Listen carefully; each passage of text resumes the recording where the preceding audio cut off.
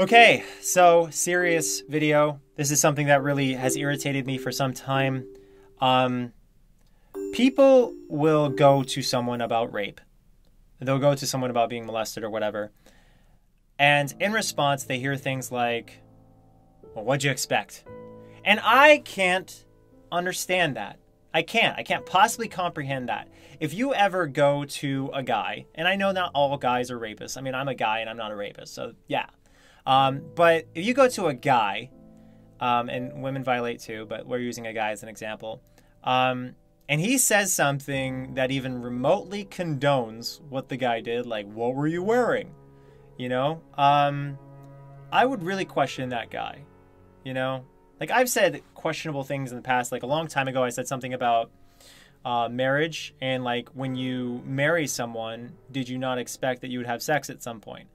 And that was a mistake on my part, but typically you do expect to have sex with someone when you marry them. However, that doesn't mean that's something that I should say to someone if they are raped by their husband, okay? Because obviously you can be raped by your husband, and I said that like 7 years ago, but I still don't feel great about it.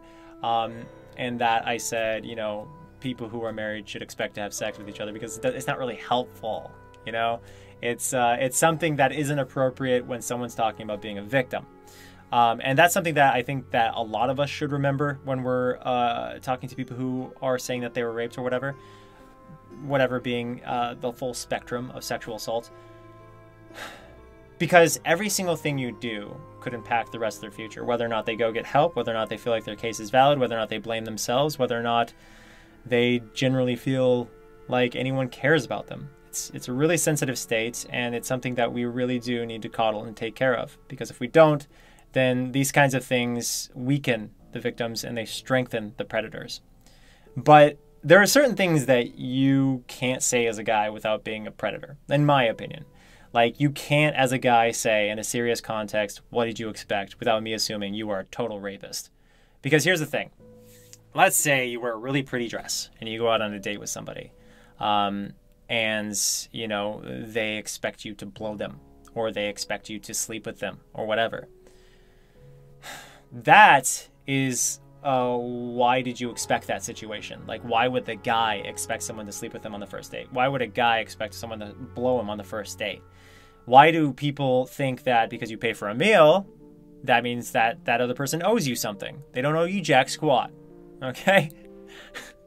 But I heard someone once upon a time tell me a story about someone basically siding with the rapist, as if we should just be like, oh, boys will be boys. It's fine. It's just how people are. No, it's not.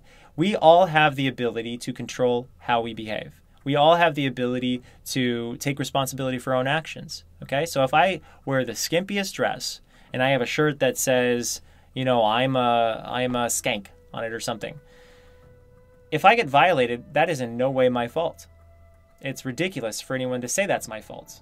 It makes me think that they are either in bed with the enemy, that person, like they have this mentality that would enable such actions themselves if they were in the same position, or they are in fact, you know, people who have done that before. So this is just yet another warning video, another video that is asking you guys to be cautious, to be wary, to worry about these people, to pay attention to what people say, their behavior, to really think about what they mean when they say, you know, what'd you expect? Or what were you wearing? Or why did you go out alone? And all that stuff. None of those things help. And none of those things are punishing the person who needs to be punished, which is the predator. Okay? There are things, yes, that we should do to protect ourselves. Like, I shouldn't walk down the highest crime alleyway in the world with a bundle of cash in my hand. That's probably not the best thing I could do. But if it does get stolen, it's still a crime. And I want to say that again. It's still a crime. So you don't immediately look to the victim and blame them, because that doesn't help anyone. And it doesn't make it any less a crime. It doesn't make it okay. The moment you start looking at a victim and you say, well, why didn't you do this? Or what about this? You're immediately taking the pressure off the person who really needs all the pressure. And that is the piece of garbage, human trash, who raped someone, molested someone, or otherwise seriously sexually violated them. I don't know what moderately sexually violate someone or anything like that means, but you get my point. So if anyone's ever said that to you, I would personally stay away from them. Okay, if somebody says like, you know, well, you had it coming or something like that. If they said something like that to you, I would stay away from that person forever. Because in my opinion, they're probably a person who would do that themselves. Otherwise, why would they have that state of mind? Why would they have that response? Instead of being outraged by the person who violated you, why did they immediately take their side by attacking you or questioning you? It's not right. And I know there are a lot of false accusers out there, but this is the context of a legitimate situation, okay? So anyway, thank you so much for watching, supporting, and sharing messages like these that help people. Because these are so incredibly important and actually do affect lives. Like I see comments all the time from people saying, oh my God, your video helped me so much. Thank you guys for being supportive of each other, taking care of each other, and watching each other's drinks. Very important.